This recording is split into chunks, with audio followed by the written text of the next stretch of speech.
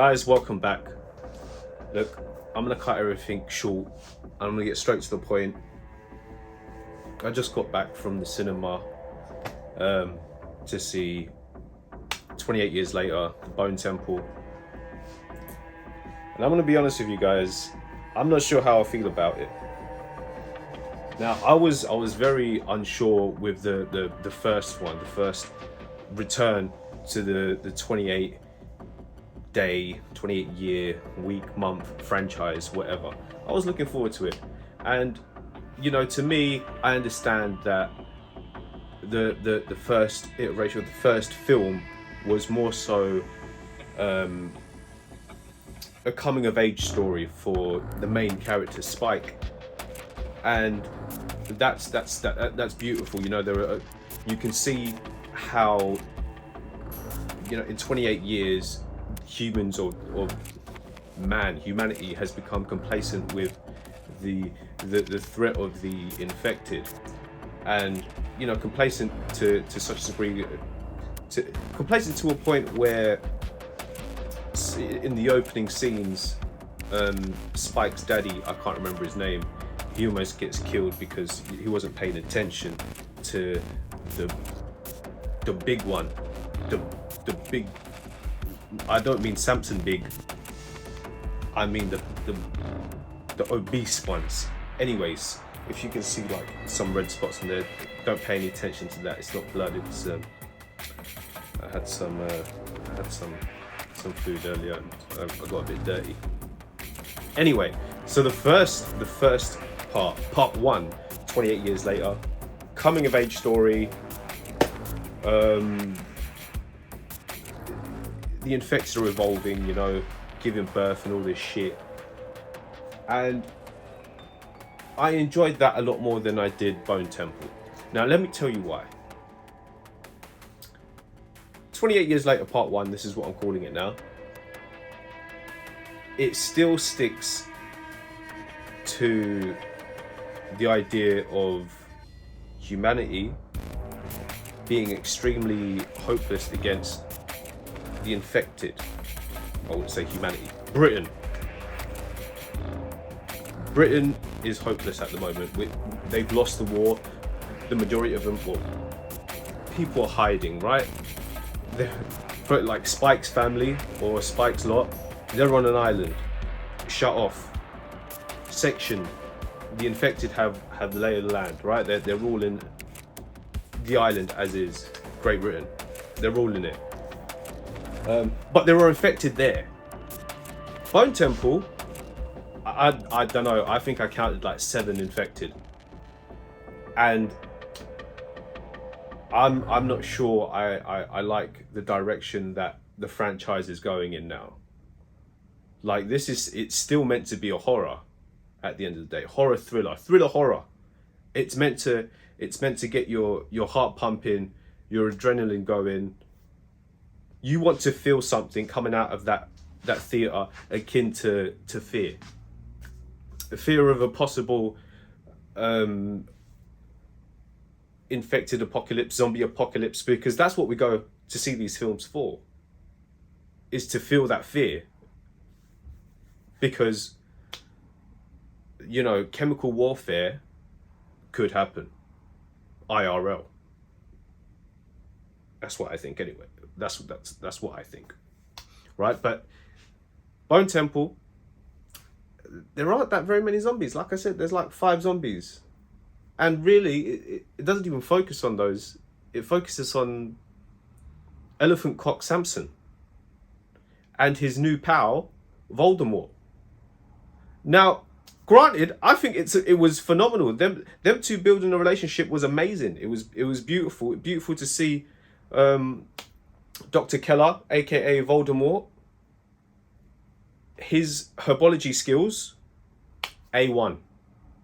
You're not beating Lord Voldemort at herbology in 28 years later, because he basically cured Samson of the infection, which is sick, right?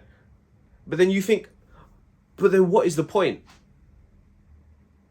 Like, how was Samson cured?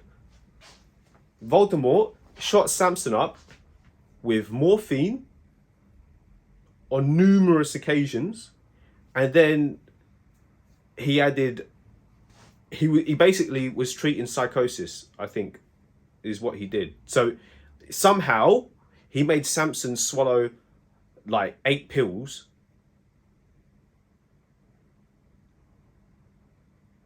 in his, like, while he was high in a morphine state. I don't even know if that, can you do that? Can you make somebody swallow if they're on morphine? I don't know if that is possible. Any doctors in the comments, or chemists, or pharmacists in the comment, help me out, because I don't know how he managed to do that. Unless he shoved it down his throat and then shoved something else down his throat, wink wink, and then just, I don't know, just shoved a shitload of water down his throat. I don't know. Now the Jimmies. Okay, right, so I think it's a great plot point to have, you know, some adversary to, you know, towards the main cast, right? And it seems as though the main cast, or the protagonist in the Bone Temple, were Dr. Keller and Spike. The Jimmies, I'm not sure why you would have a group dressing up as a known paedophile in 2026. 2026, 2025, 2026. It just strikes me off as a weird choice, right? And I understand that Jimmy Crystal, Cookie, I understand that was when he grew up, right? So he took a popular figure back from his childhood and adapted it into a Satanist, which is fine. But the blonde hair and the colourful Teletubby tracksuit, Power Ranger tracksuits, it took away from the fear factor. Because yes, they were doing horrific things to people that they would come across, but it would come off really cringe and like,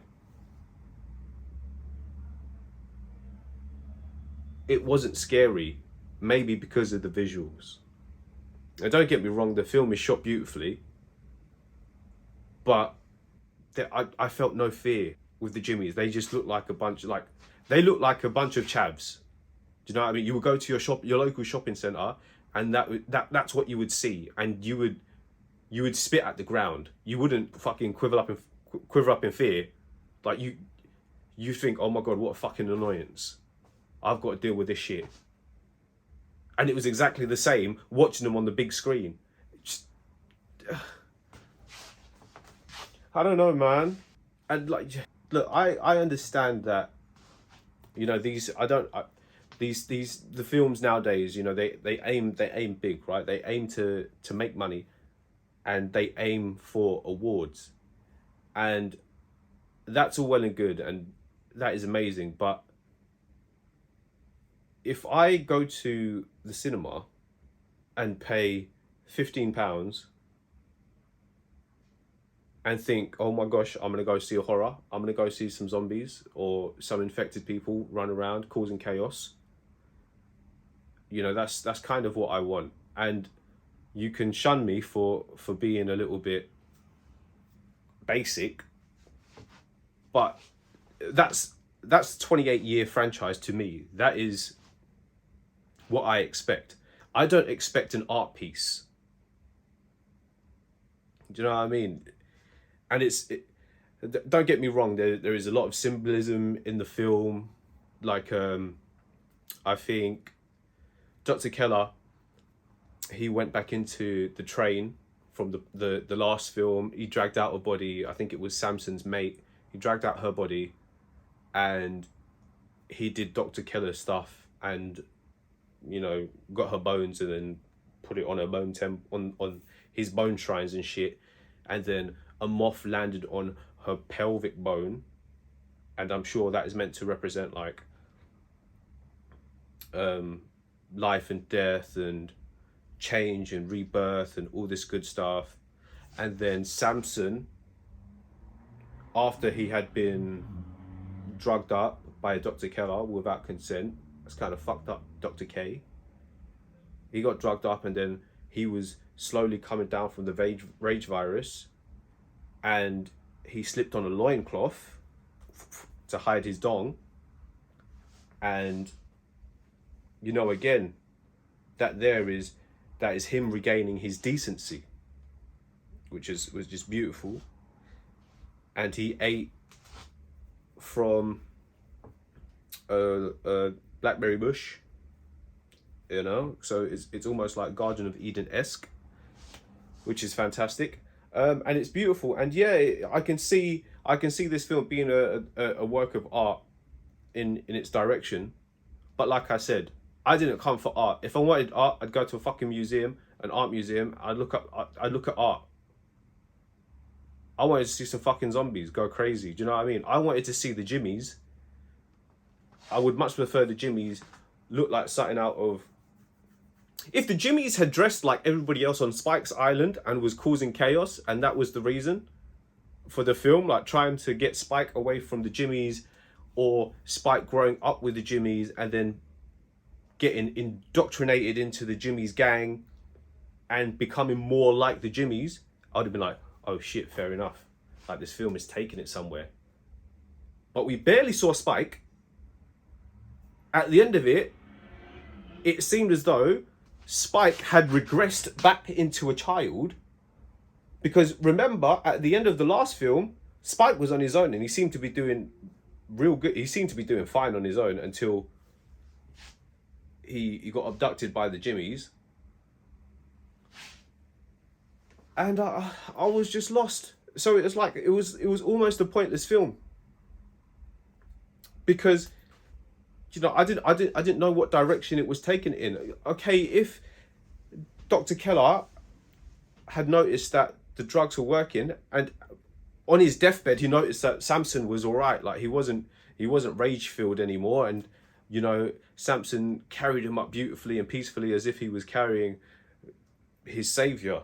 It's like Samson was carrying Jesus away from the satanic symbol, which would be the Jimmy crystal. He was carrying him away, and it was amazing.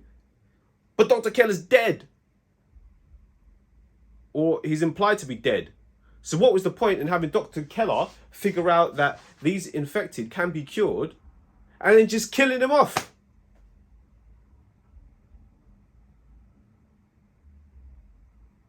What was the point?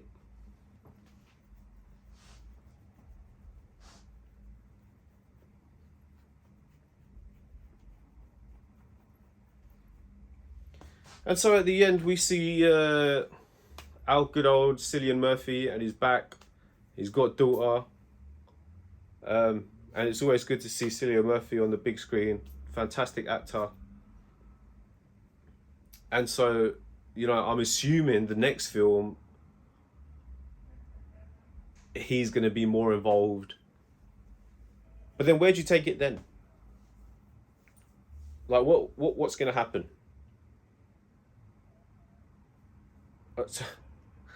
I don't know, guys. I don't know. I mean, look, like I said, if it was meant to be a work of art, I appreciate the art. I appreciate the detail. I appreciate the cinematography. But for me, it's meant to be a film based on a rage virus, and there was barely any rage. It was just about... It was basically just it was a concert with a couple of people in the crowd up to no good mosh pitting. That was it. I think that was the best part of the film, to be completely honest with you. Dr. fucking Lord Voldemort with some fucking Iron Maiden, yo, with the pyrotechnics when he had the squat rack on his shoulders and just going ham with the things. That was some sick shit. That guy can throw a concert, man. More people should do that. More people should do it like Dr. K, Lord V. But yeah, guys, look. At the end of the day, hats off to all the actors and actresses.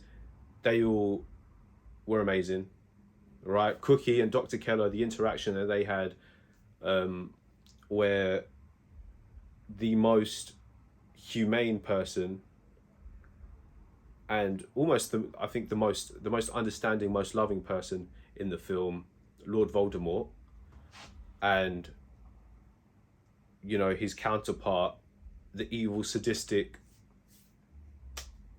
Cookie. I mean, their conversation was it was a nice moment. It's weird when you can have a dynamic like that where two opposing forces could actually sit together and communicate, and each one of them can sort of understand each other. Like Dr. Keller was really digging into Jimmy's past, and that helped Dr. Keller understand and see why and how Jimmy had turned out the way he had turned out, and that's beautiful. And like I said, piece of art, not a zombie apocalypse film anymore. Anyway, fucking look, see it for yourself. But I thought it was shit. Anyways, guys, look, I'm a simple man. I just wanted to go see some fucking zombies, and I didn't get any fucking zombies. If you've seen it, let me know what you think. Yeah, fucking drop a comment, leave a like, leave a dislike if you dislike my take. But I could care less at this point because I'm kind of annoyed. Anyways, toodles.